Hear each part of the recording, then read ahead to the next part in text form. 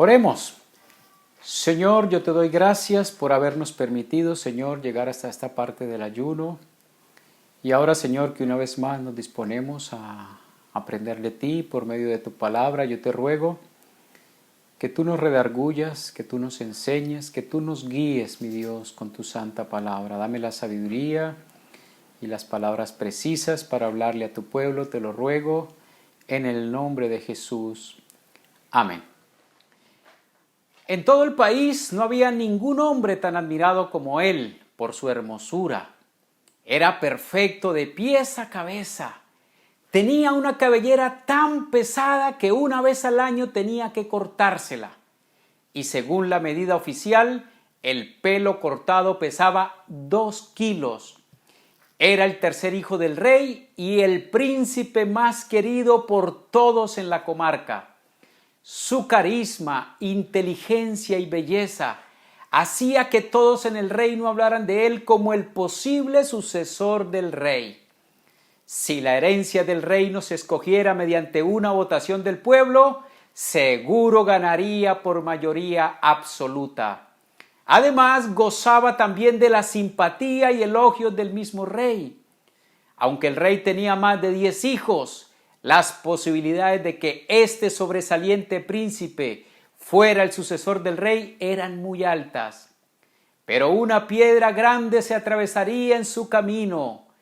Este admirado príncipe tenía una hermana, también muy hermosa, que desafortunadamente fue violada grotescamente por uno de sus hermanos mayores, precisamente el primogénito del rey.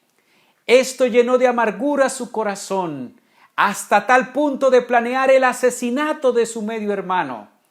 Máxime que su padre no había actuado como se esperaba, aplicando la justicia del reino contra un caso de violación.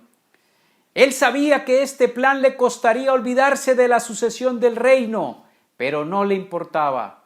Lo único que quería era saciar su sed de venganza.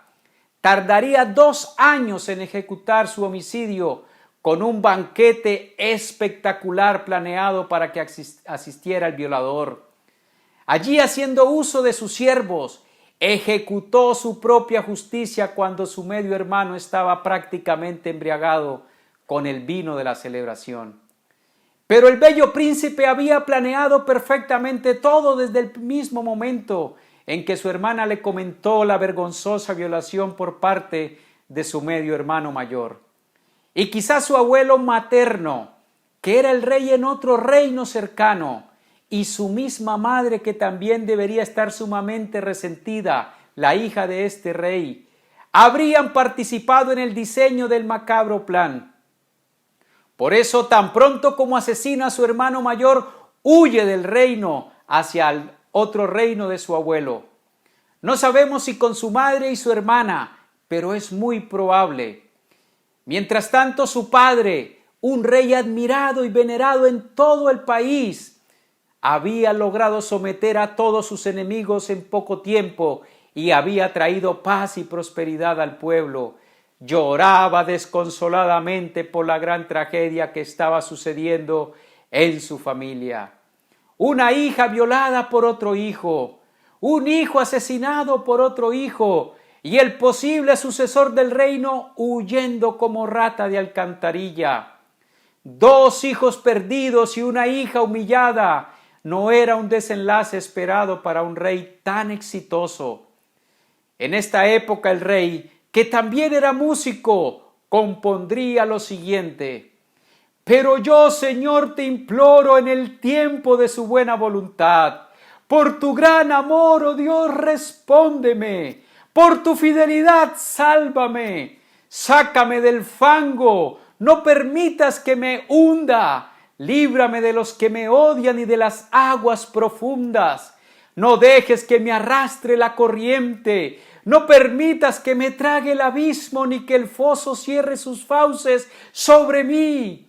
Respóndeme, Señor, por su buena voluntad y por tu gran amor. Por tu gran compasión, vuélvete a mí. No escondas tu rostro de este siervo tuyo. Respóndeme pronto, que estoy angustiado». Recordó entonces el rey las palabras que un profeta le había proferido unos años atrás. La espada jamás se apartará de tu familia. Y esta otra que el mismo profeta le había comunicado también de parte de Dios: yo haré que el desastre que mereces surja de tu propia familia.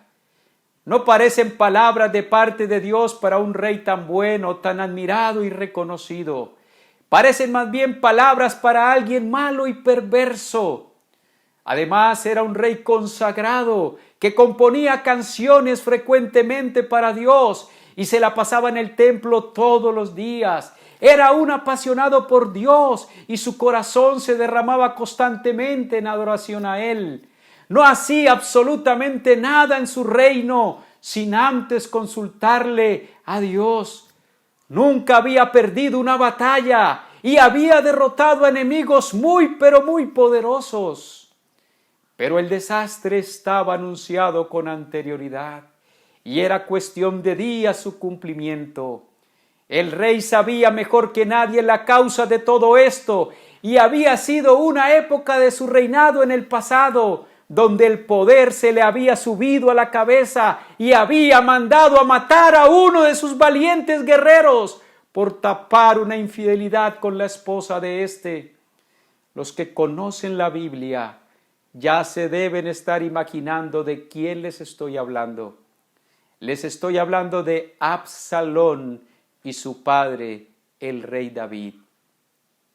Les he realizado esta introducción porque hoy hablaremos de Absalón, el líder que se autoexaltó.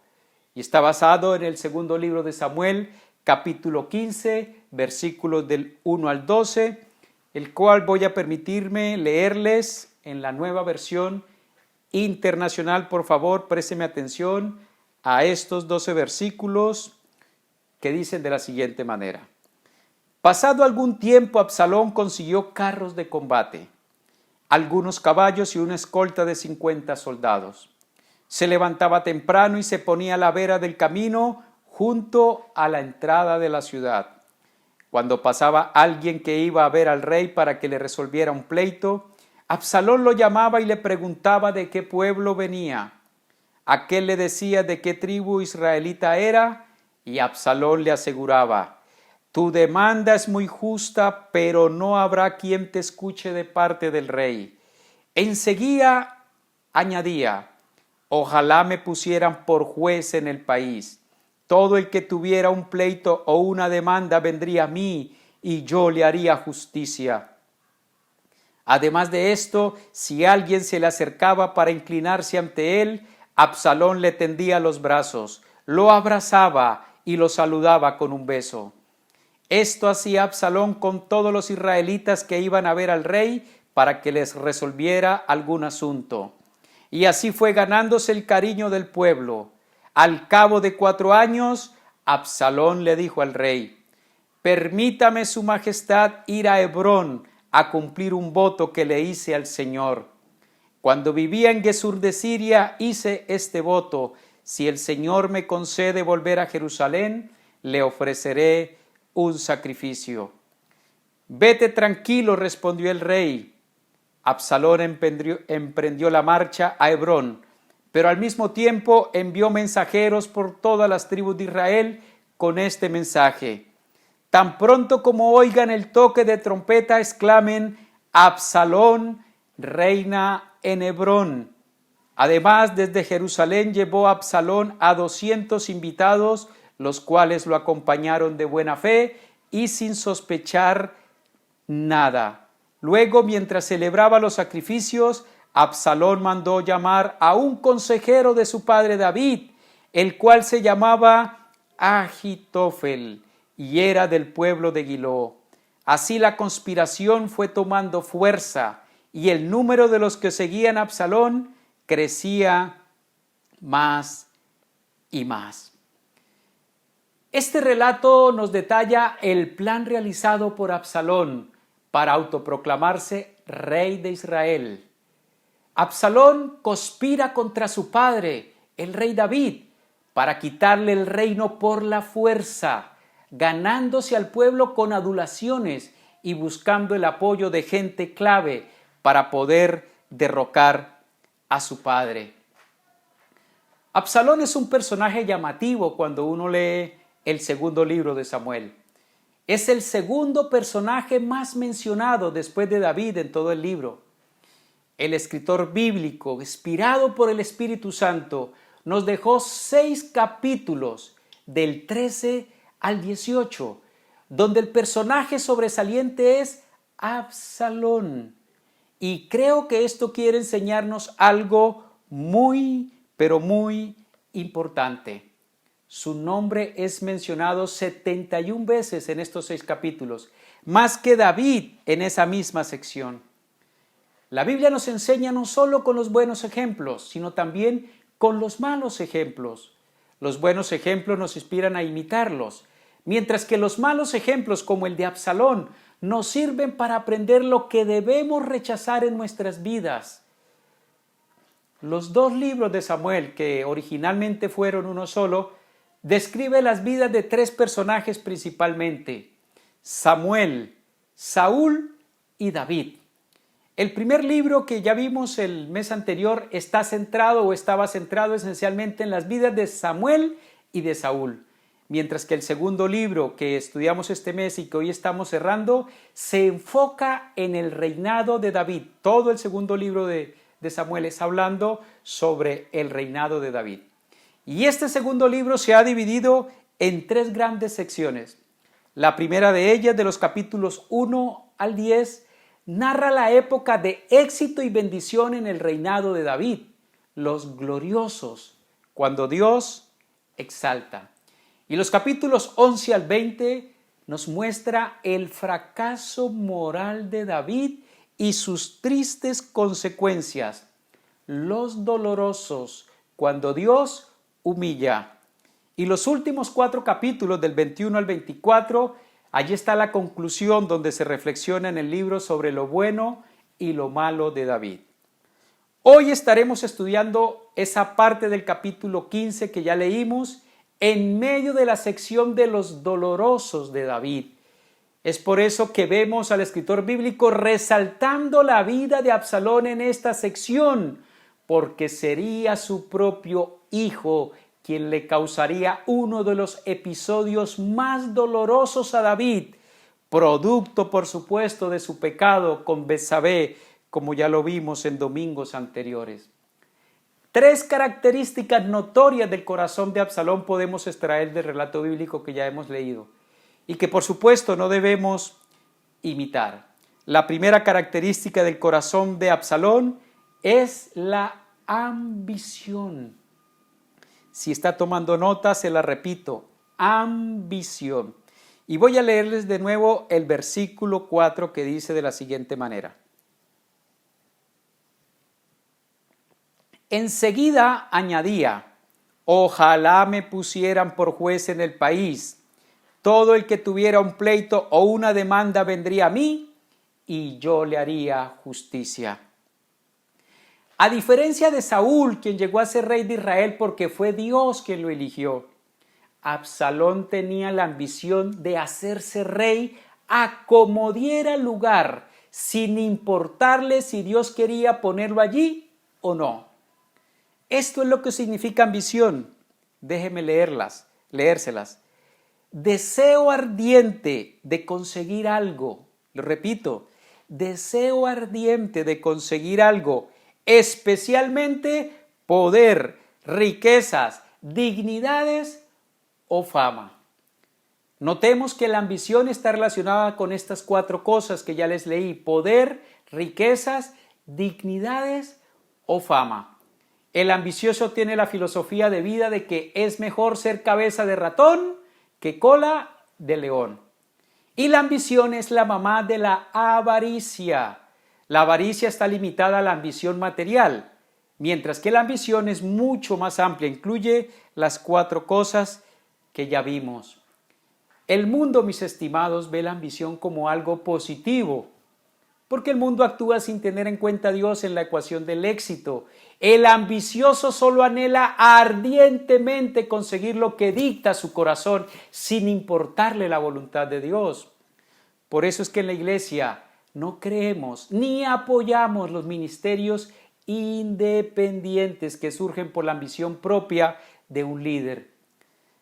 Sabemos y estamos seguros, tenemos claro que Dios no tiene que pedirle permiso a nadie para levantar un ministerio nuevo o un siervo nuevo, como lo ha hecho a lo largo de la historia. El mismo apóstol Pablo es un claro ejemplo de esto. Pero estos nuevos ministerios o siervos de Dios que tienen claramente el sello de la aprobación divina, nunca, pero nunca surgieron como producto de un conflicto o de una discordia o de la envidia o de la rebelión, ni mucho menos de la herejía dentro de la iglesia. Siempre han contado con el aval de la iglesia en general, aunque puede que un celoso por ahí no le guste. Los padres a veces, mis estimados, sin quererlo, alimentamos la ambición de nuestros hijos cuando les inculcamos que el objetivo en la vida es ser alguien importante. Y tenemos a veces en nuestra mente equivocadamente que una persona importante es ser como el presidente de una nación o el gerente de una multinacional o ser una persona muy rica, muy famosa o tener un título profesional. Y si ese título es de doctor, pues mejor.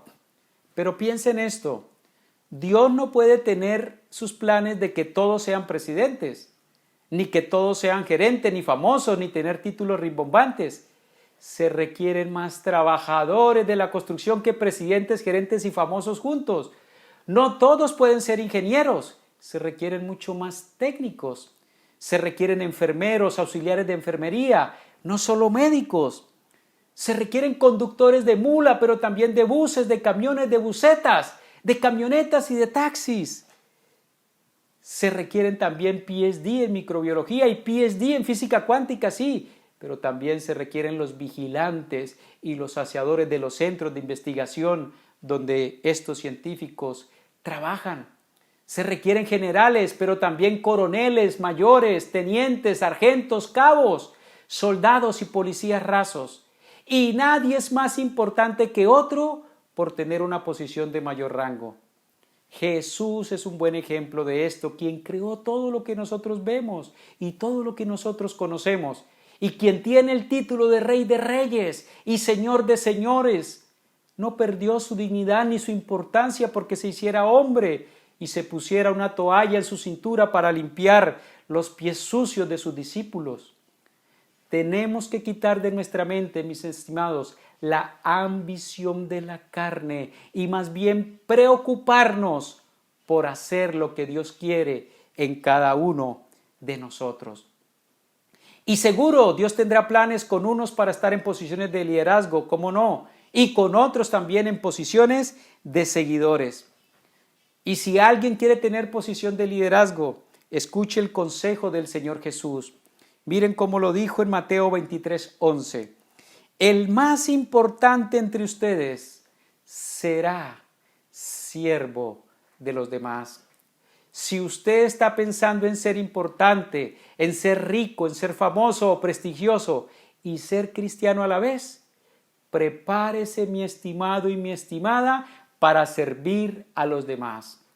Si está pensando en que otros le sirvan a usted y usted poder disfrutar de los placeres de esta vida a manos llenas, sin importarle el bien de los demás, le aseguro, el reino de Dios no es el camino para su vida. Apártese de Jesús y del cristianismo genuino y busque una religión que vaya en consonancia con lo que usted desea. O busque una secta de esas que se llaman cristianas y predican lo contrario a lo que enseña la Biblia, donde le alimentan la ambición, pero al mismo tiempo también le saquean el bolsillón. La ambición de Absalón, mis estimados, de ser rey, podría alguien calificarla de genuina.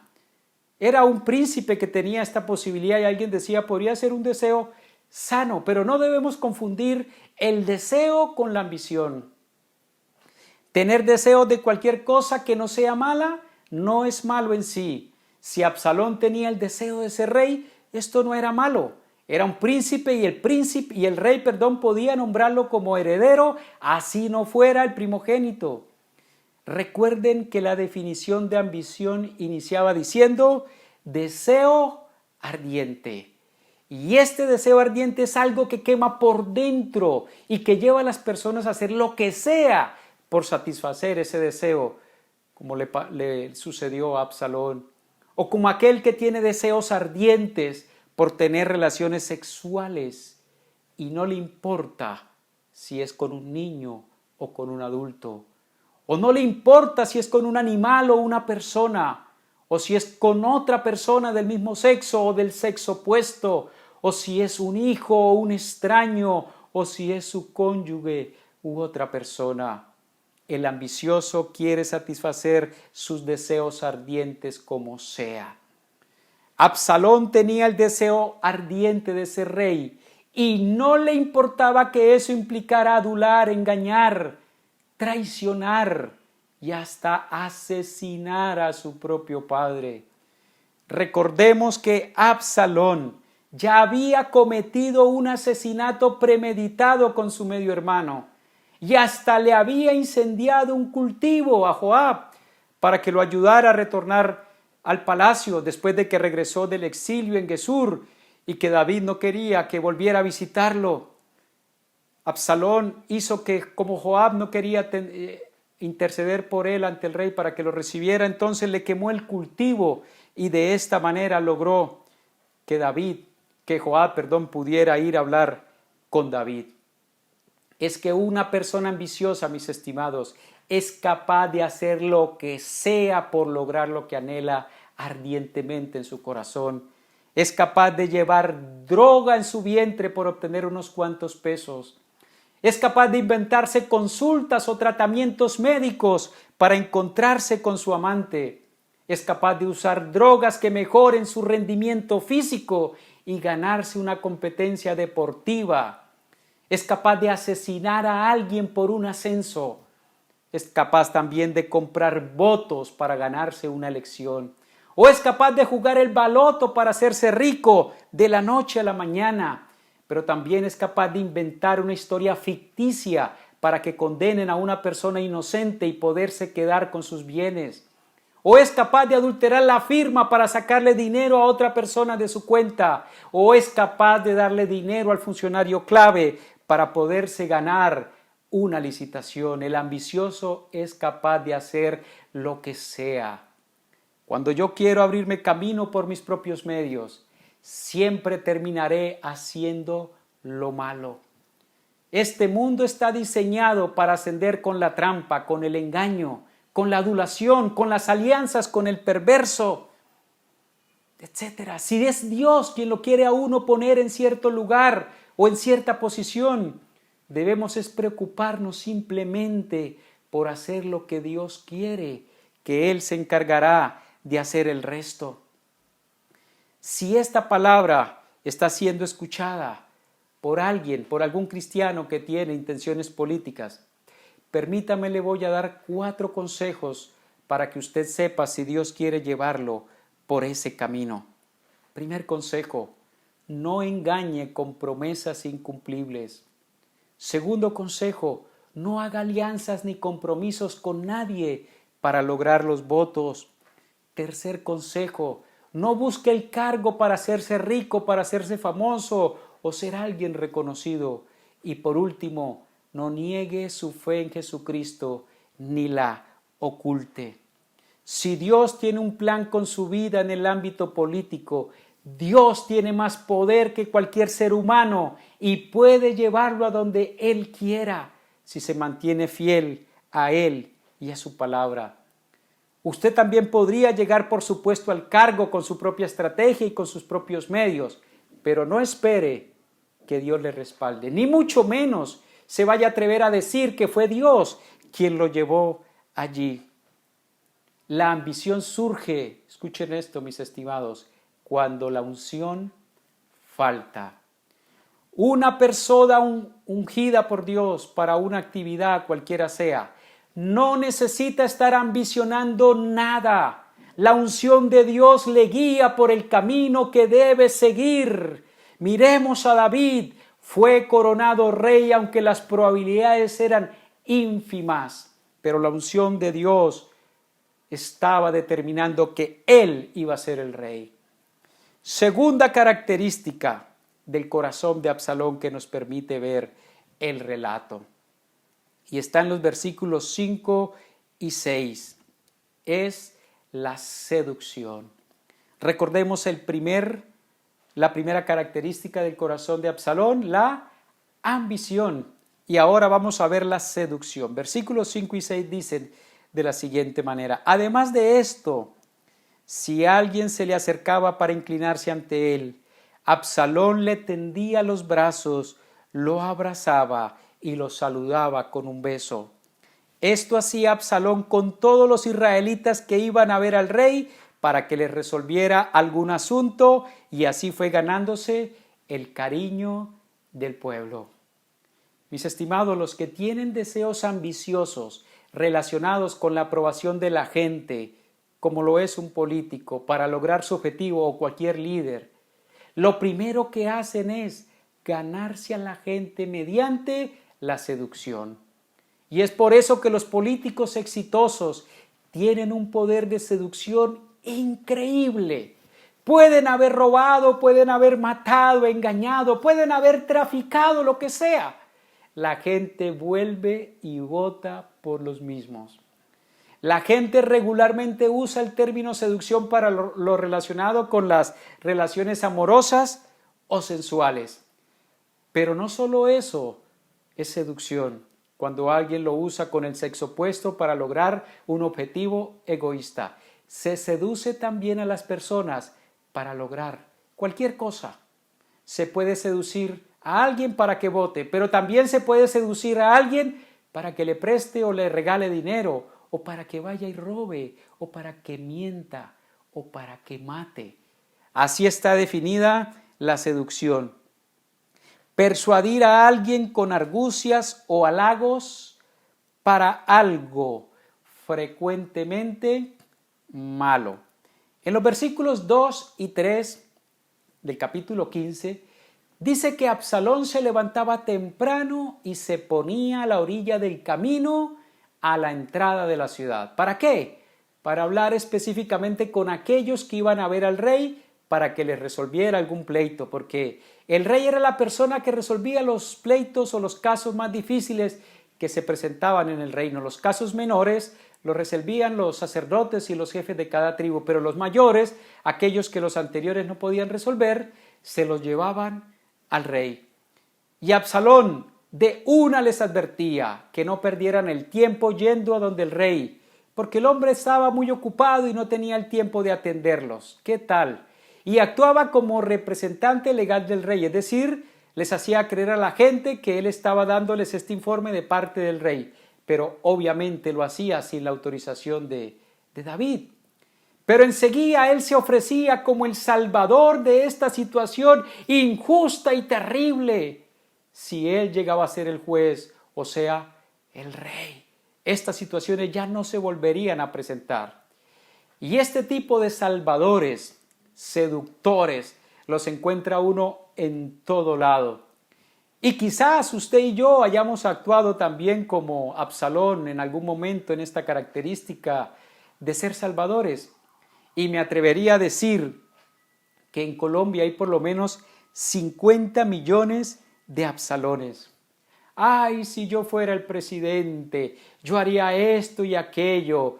No somos capaces de presidir la Junta de Acción Comunal del barrio y ya nos creemos expertos consejeros de presidencia o que haremos la labor mucho mejor que el presidente. Ay, si yo fuera el técnico de la selección, yo pondría a jugar a tal y sacaría al otro y no sé qué y pondría a este por aquí y al otro por allá. No hemos dirigido ni la selección de microfútbol del barrio y sí nos creemos expertos en dirigir la selección nacional.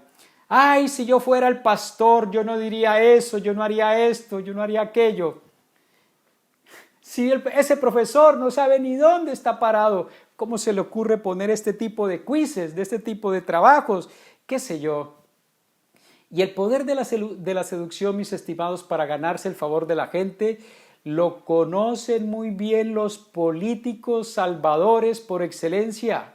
Y la estrategia es muy sencilla. Resalte un problema real de los demás y muéstrese como el salvador de ese problema. Y verá que las personas empezarán a verlo a usted como la esperanza. Y fíjense que político que se respete parte de su tesis de campaña resaltando las debilidades del gobierno de turno. Y que si él o ella suben al gobierno, eso no se seguirá presentando. Sí, cómo no. Y la gente no analiza que todos llegan al poder con la misma estrategia y nunca se solucionan los problemas de fondo, ni nunca se van a solucionar.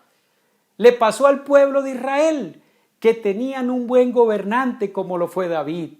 ¿Cómo no nos va a pasar a nosotros? Ya empezaron campaña presidencial algunos y noten el discurso y verá que no es distinto del discurso de Absalón. Y ojo que los Absalones no solo están en la política, los tenemos en todo lado, en la casa, en el colegio, en el trabajo y hasta en la iglesia.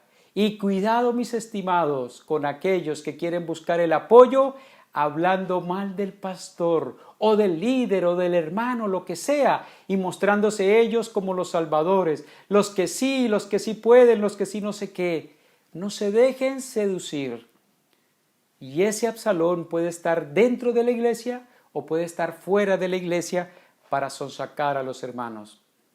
Eva no fue seducida por un Absalón porque no existía el personaje en aquella época, pero quiero decirles que el que la sedujo sí tenía el mismo espíritu y el mismo modus operandi. La estrategia de Satanás con Eva fue mostrarle que Dios les estaba mintiendo con el cuento chino ese que del árbol, para que desconfiaran de él, para luego Satanás presentarse como el libertador de la opresión divina, el que sí realmente quería el bien para Eva. Escúcheme esto que le voy a decir.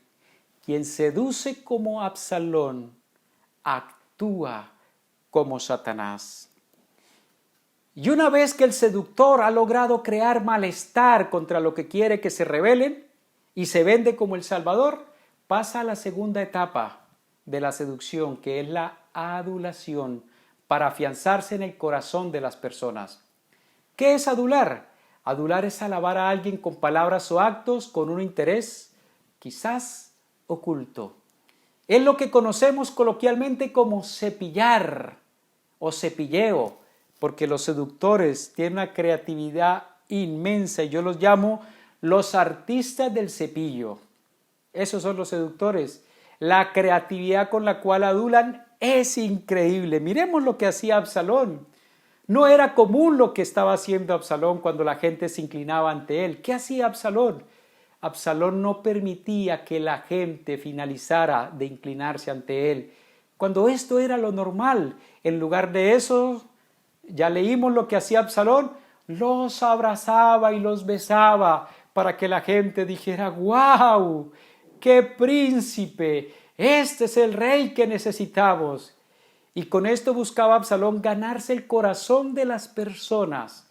La gente no salía con la solución de su problema, pero se iba contenta con el gesto de Absalón. El príncipe me abrazó y me besó. Y se olvidaban de su problema.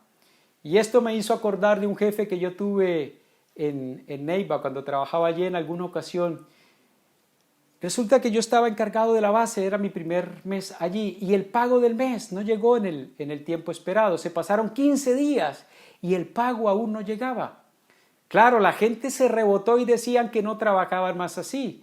Y me dicen que esto ya era costumbre de todos los meses. Yo no sabía porque era mi primer mes en la empresa. Hablo entonces con el jefe de la situación, quien estaba en Bogotá, en las oficinas principales, y me dice, pelado, tranquilo, yo viajo mañana para Neiva a solucionar lo del pago. Y efectivamente, al otro día llegó en el primer vuelo a Neiva.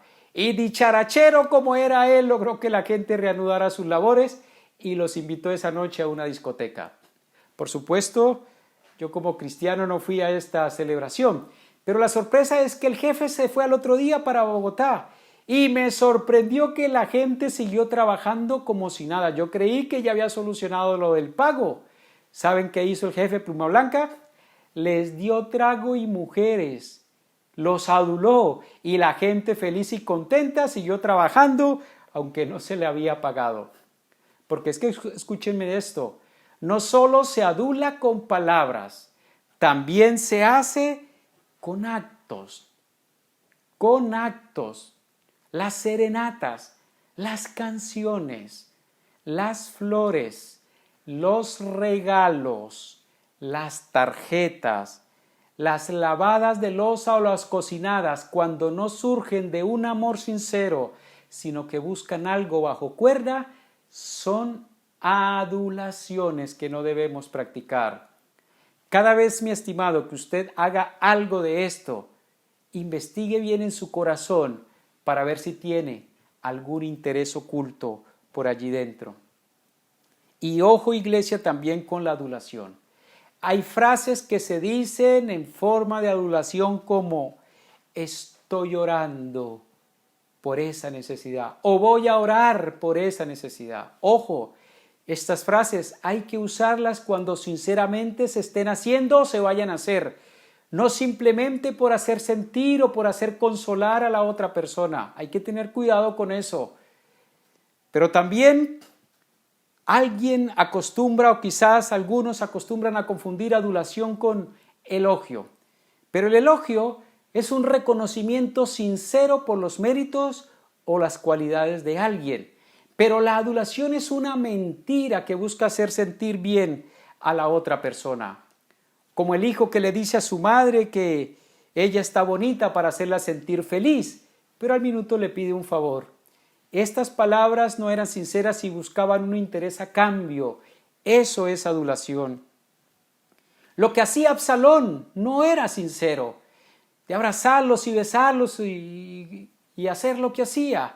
Él tenía su plan de ganarse el favor de la gente para cuando lanzara su ataque al rey, para cuando lanzara su candidatura, recibiera el beneplácito de la gente.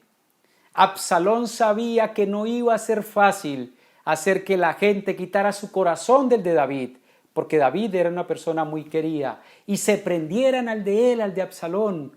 Por eso es que el texto nos dice que duró 4 años haciendo esto. Y además dice el texto que lo hacía desde bien temprano. Ojo, mi estimado, con esta señal. Cuando usted note que alguien usa la adulación de manera frecuente y en situaciones infrecuentes, esa persona no tiene un corazón recto. Es una persona que le gusta el engaño. Y alguien que usa el engaño no es una persona confiable. Hay un personaje del Chavo que me recuerda este comportamiento y todos conocemos la famosa frase de este personaje. Sí, mi querido profesor. Y es bueno ganarse el cariño del profesor, pero no con adulaciones, sino con buen rendimiento, cosa que este personaje no tenía. Es bueno ganarse el jefe de trabajo, pero no con adulaciones, sino con buen desempeño. Pero hay quienes creen que incluso pueden engañar a Dios con adulaciones. Creen que haciendo buenas obras o adoraciones ficticias, Dios se conmoverá y les dará todo lo que le pidan. Ojo con eso, mis estimados. Y esto acostumbran a hacerlo quienes también en este mundo están acostumbrados a adular. Los seductores, grábese esto, se caracterizan por ser buenos aduladores. Y veamos la tercera característica de Absalón que nos muestra el relato. Características de las más ruines que pueden haber en el ser humano es la traición. Ya vimos la ambición, la seducción y ahora para rematar el corazón de Absalón lo caracteriza la traición. Miren cómo dice el versículo 12. Luego, mientras celebraba los sacrificios, Absalón mandó llamar a un consejero de su padre David, el cual se llamaba Agitofel, y era del pueblo de Gilo. Así la conspiración fue tomando fuerza, y el número de los que seguían a Absalón crecía más y más. No solo Absalón estaba traicionando a su padre, si ustedes detallaron el relato, estaba queriendo derrocar a David juntamente con el mejor consejero y de más confianza que tenía David, con Agitofel. Había influenciado en Agitofel para que se uniera a él en su traición. El que se estaba aliando con Absalón para derrocar a David no era cualquiera. Mire cómo dice segundo libro de Samuel 16:23, ahí más adelantico. Dice, en aquella época recibir el consejo de Agitofel era como oír la palabra misma de Dios. Y esto era así tanto para David como para Absalón. Lo que quiere decir este texto es que la confianza que le tenían tanto David como Absalón a este consejero era extremadamente alta. Su sabiduría, sus consejos bien acertados hacían que se hubiera ganado la confianza. Pero que Absalón lograra el apoyo de Agitofel no solo demuestra sus habilidades seductoras, sino la magnitud de la traición hacia su padre. Si bien el plan de Absalón, muy seguramente, yo no tengo duda, estaba siendo trazado por este experto Agitofel, esto no minimiza la traición de Absalón. Finalmente Agitofel era un extraño, pero Absalón era hijo de David, a quien su padre le había dado todos los privilegios de un hijo del rey y además le había perdonado el asesinato de su medio hermano. Tengamos en cuenta que el asesinato premeditado que había cometido Absalón era castigado por la ley de Moisés con la pena de muerte, castigo que David no había ejecutado. Aún después del homicidio de su hermano y de su regreso a Jerusalén, David le mantuvo la confianza y le permitió tener carros de combate, le permitió tener caballos y personas armadas que anduvieran con él, que fueron los que usó Absalón después para la sublevación. Si David hubiese mantenido a Absalón aislado toda su vida, como lo hizo los 2 primeros años después de su regreso del exilio, quizás la historia hubiese tratado a Absalón de otra manera. Muchos podrían haber dicho que el maltrato de David, que el rechazo de David fue lo que ocasionó el resentimiento en el muchacho. Pero no, mis estimados. Lo que hizo Absalón de traicionar a su padre es de las cosas más bajas a las que cayó este hombre y que estaban incrustadas en su corazón. Absalón era hermoso por fuera, pero feo por dentro. Y aquí resuenan las palabras que Dios le dijo a Samuel cuando fue a conseguirle rey a los hijos de Isaí, o cuando fue a ungir como rey a uno de los hijos de Isaí. Dios le dijo, no te dejes impresionar por la apariencia. La gente se fija en las apariencias, pero Dios se fija en el corazón. La traición de Absalón y de Agitofel nos recuerda, mis estimados, la más grande traición de todos los tiempos, la de Judas. Muchos encuentran justificación de la traición de Absalón y Agitofel en el pecado de David, o en el resentimiento que podría tener Agitofel con David, porque al parecer Agitofel era el abuelo de Betsabé. Pero Judas es el mejor ejemplo de que cuando la traición está en el corazón de una persona, así la otra sea perfecta como lo fue Jesús, no respeta nada. El que está acostumbrado a la traición no respeta cónyuge, no respeta padre, no respeta a Dios, no respeta nada. Y en este tema de la traición conocí el gerente de una empresa que no era cristiano, pero que les decía lo siguiente a sus trabajadores. Escúchenme lo que les decía. El hombre que sea casado y tenga aventuras con otra mujer, no puede seguir trabajando conmigo, les decía. Porque el que es capaz de traicionar a su mujer con la cual duerme, es capaz de traicionar a su mamá y es capaz de traicionarme a mí, decía el hombre. Así que esa persona no es digna de mi confianza. ¿Qué tal el pensamiento de este hombre? Muy sabio. Y aplicó lo que decía. En una ocasión, un ingeniero que ocupaba el cargo de jefe de una de las bases más grandes que había en el país, era una multinacional. Estaba teniendo su aventura con la hermana de la secretaria y el gerente lo llamó a este jefe a la oficina. El hombre infiel le confesó la verdad, pero le rogó, y yo supe esto porque el gerente me contó, le rogó y le suplicó que no lo echara porque tenía grandes necesidades económicas. El gerente le dijo: si usted es capaz de volver a trabajar como un ingeniero raso más, como un ingeniero que está recién ingresado, le permito que siga trabajando conmigo. El gerente creyó que esta persona no iba a aceptar esa condición de humillación, pero para sorpresa de él, el hombre se humilló y aceptó la condición del gerente. Y creo que esto le sirvió al hombre para aprender la lección de su vida, de que la traición no tiene nada bueno como consecuencia. Pero una persona no llega a ser traidor, mis estimados, de la noche a la mañana.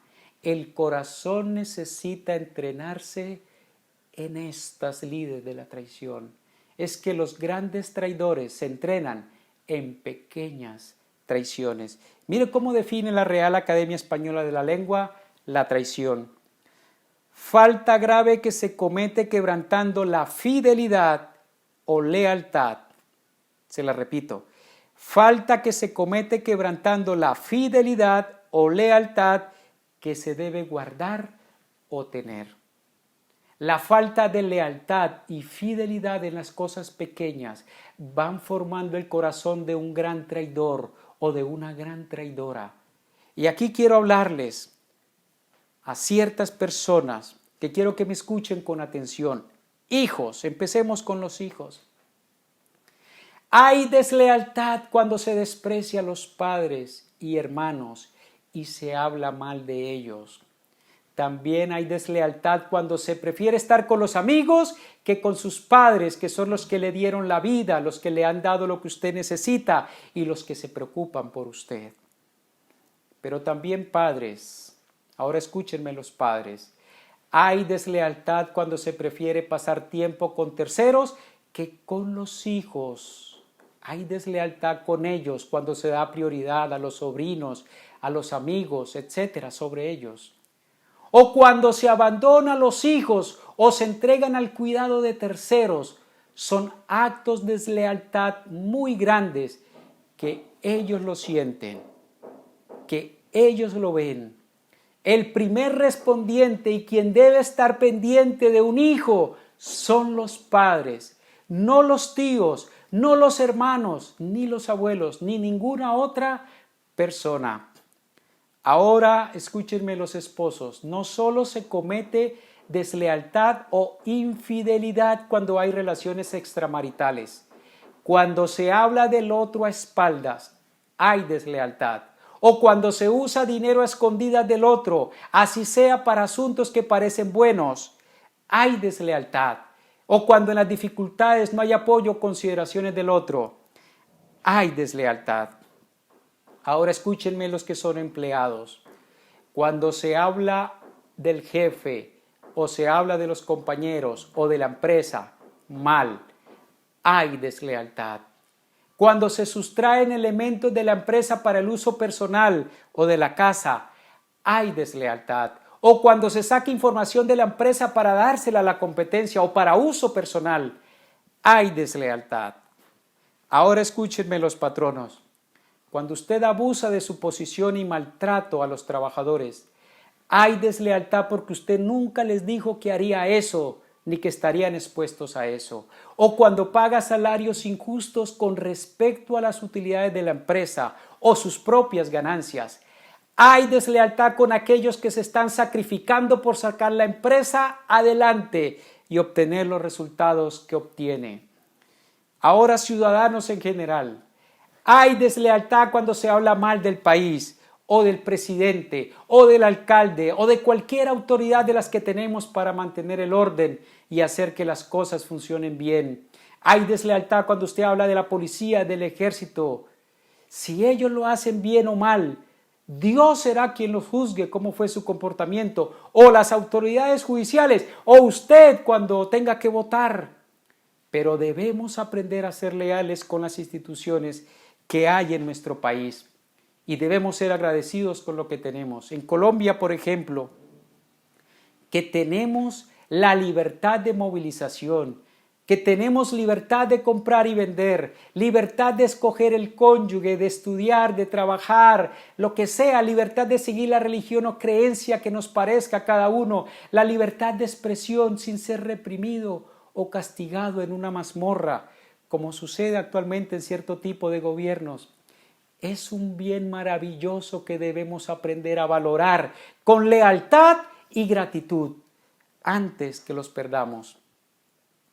Y David sufrió la traición como ningún otro en la Biblia, por supuesto, fuera de Jesús.